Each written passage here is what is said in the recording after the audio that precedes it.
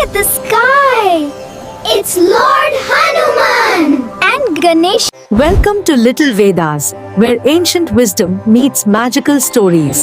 Subscribe now to join the journey. ఒకరోజు lord Ganesha మరియు ఆయన చిన్న సోదరుడు కార్తికేయ అడవిలో ఒక మాయా పండును కనుగొన్నారు. ఇద్దరూ దాన్ని తమకు కావాలని కోరుకున్నారు.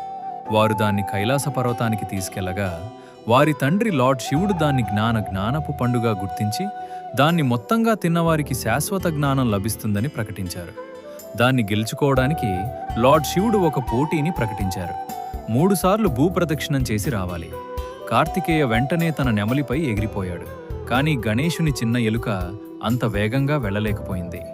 గణేశుడు గౌరవంగా తన తల్లిదండ్రులను 3 సార్లు ప్రదక్షిణ చేసి వారే తనకు ప్రపంచమని, వారిలోనే సమస్త విశ్వం ఉందని వివరించాడు.